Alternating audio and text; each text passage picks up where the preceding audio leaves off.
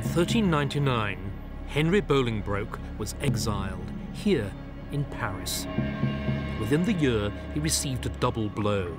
His father, the Duke of Lancaster, died, and Richard seized all of Henry's vast inheritance for himself. Henry was left with nothing. But Richard had overreached himself. All landowners in England now had cause to fear for their own property.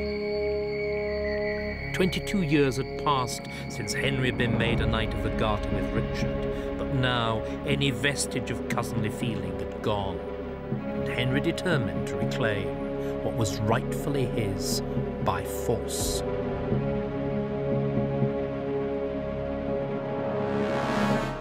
En route, on this make-or-break journey back to England, Henry paused here at the great royal abbey of Saint-Denis. Saint-Denis was where the kings of France were buried.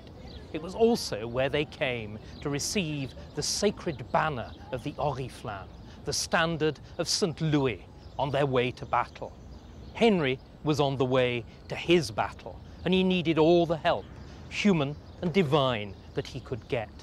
But he made sure that God at least was on his side by a single revealing gesture.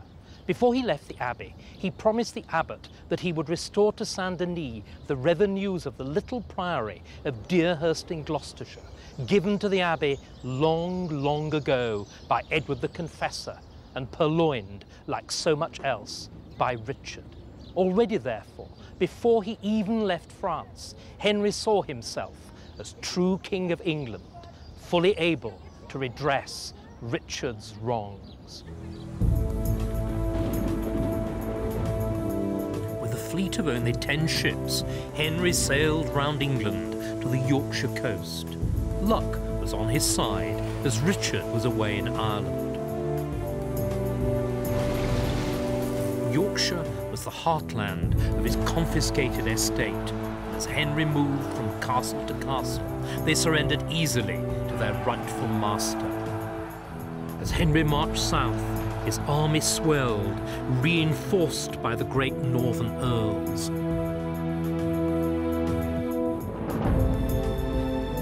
Richard, back home, now sought safety in Edward I's great Welsh castles. But Henry lured him out with the promise that he came only to claim his inheritance of Lancaster and had no intention of threatening the crown itself. It was a lie, but it was a successful one. As Richard emerged, an ambush of Henry's men lay in waiting. The King of England was Henry Bolingbroke's prisoner. For it was clear that Henry wanted far more than just the Duchy of Lancaster. He would settle for nothing less than the crown of England itself. But how to justify dethroning Richard and replacing him with Henry? The neatest solution would be to show that Richard had never been true king by hereditary right anyway, but that Henry was. Conveniently, a story to this effect was an article of faith in the House of Lancaster. Henry and Richard were both descended from King Henry III. Richard from the eldest son, Edward, who'd succeeded as King Edward I, and Henry from the second son, Edmund, Earl of Lancaster, surnamed Crouchback. According to the story, however, Crouchback was really the eldest son, but he'd been shunted aside in favour of Edward on account of his supposed deformity. If this story were true, it was the perfect solution for Henry. So Henry referred the story to a specially convened panel of historians and constitutional experts. The panel was supposed to meet in secret, but then as now, constitutional experts are a garrulous lot, and one of the panel, Adam of Usk, recorded their deliberations in his chronicle here. Like all good historians, the panel went back to the sources, as Adam reports. Unfortunately for Henry, these unanimously confirmed that Edward was indeed the eldest son. Eduardus primogenitus regis Henrici. The Crouchback story was indeed too good to be true. Henry would have to think again. Richard, for his part, put up a brief struggle, but faced with the threat of force, he abdicated his throne to God. For the first time since the conquest, the continuity of the legitimate succession had to be deliberately broken. Only one body could do that: Parliament. Henry moved quickly, and a Parliament was summoned to meet here in Westminster Hall. The hall had been splendidly rebuilt by Richard as a monument to his own glory, but now it was to witness his final humiliation. First, the terms of the king's abdication were read out. Then followed a long list of the charges against him. Finally, he was declared dethroned and deposed, and his subjects renounced their allegiance.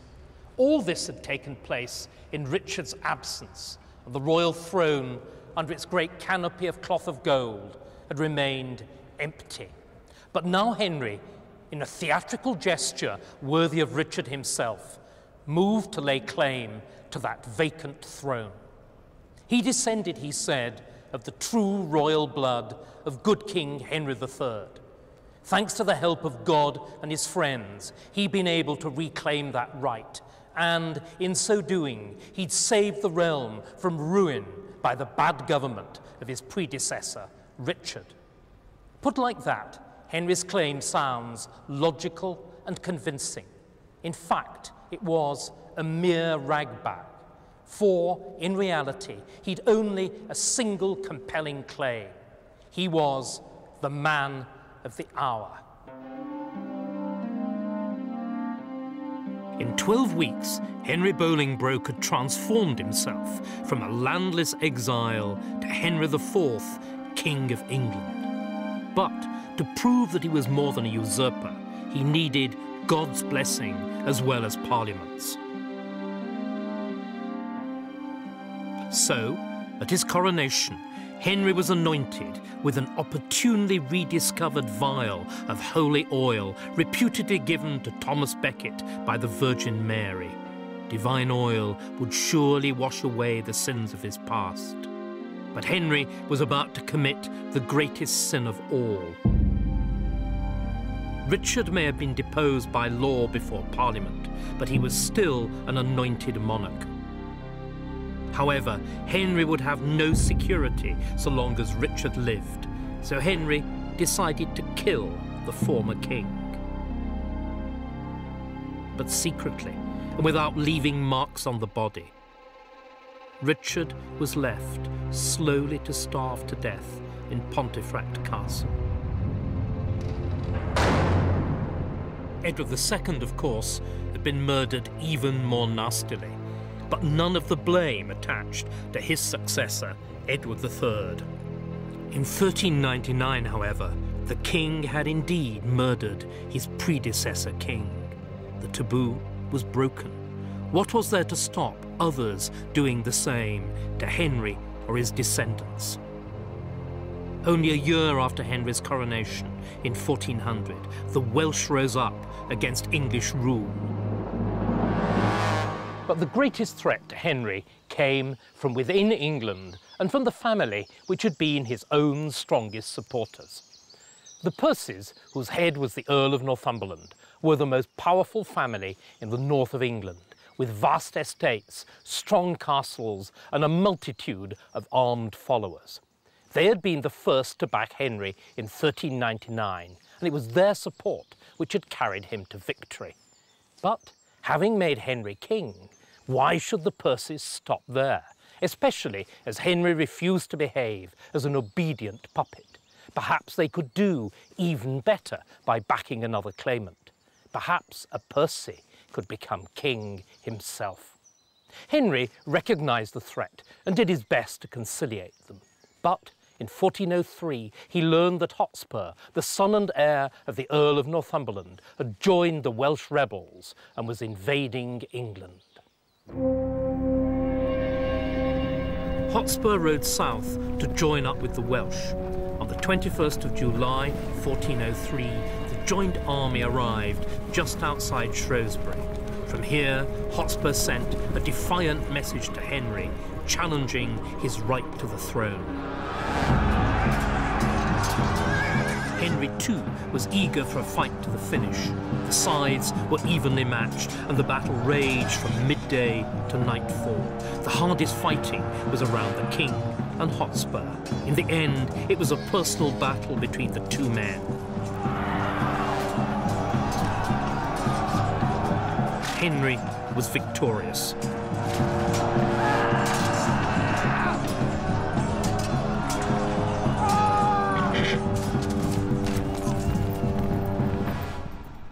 About 1,600 men were killed in the battle. Hotspur's own body was taken to Shrewsbury, where, as the corpse of a traitor, it was quartered. But the low-ranking slain of both sides were buried on the spot in a mass grave. In commemoration, the site was renamed Battlefield, and this church, complete with an armed statue of Henry IV, was built as a monument to his victory. But Henry's victory brought him no security, for no sooner had he cut down one enemy than another arose. Moreover, the king himself, doggedly though he fought, harboured private doubts. And if Henry doubted, why should anybody else believe the Lancastrian title? Henry IV's last years were a sad contrast to the promise of 1399. Gone was the vigorous crusading youth who'd won a country to his cause. Now he developed a disfiguring skin disease, perhaps leprosy, perhaps a psychosomatic acute dermatitis. Whatever the diagnosis, to many contemporaries, the disease seemed proof of God's displeasure at the usurper king. In March 1413, Henry came to Westminster with the hand of death already on him. On the 20th, whilst praying at the confessor's tomb, he had a seizure, and he was brought to this chamber here in the abbot's lodging.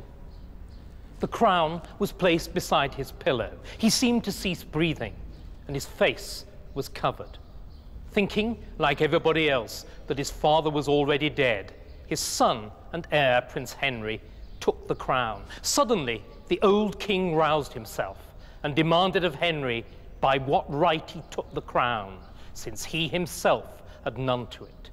Coolly, Henry replied, "As you have kept it by the sword, so will I keep it whilst I have life." It's a good story, and as an insight into the prince's character, it's shrewd, for whatever doubts Henry IV might have harboured about his right to the throne, Henry V had none at all. Prince Henry might not have been born to be king, but no heir to the throne has served a more distinguished apprenticeship. He was created Prince of Wales immediately after his father's accession, and, though he was only in his early teens, he quickly became his right-hand man. He fought bravely against Hotspur at the Battle of Shrewsbury, and he led the English to victory in the hard-fought campaign against the Welsh. But mere military glory wasn't enough for Prince Henry. He wanted the reality of power as well. His father was disfigured, diseased, and hopelessly tainted by the usurpation. Henry, in contrast, was the great white hope for his father's enemies as well as for his friends. Henry V's first task was to unite the fractured realm that his father had bequeathed to him. As the son of a usurper, Henry knew from personal experience the importance of letting bygones be bygones. So Henry pardoned his father's enemies and Richard's supporters. He even restored the purses.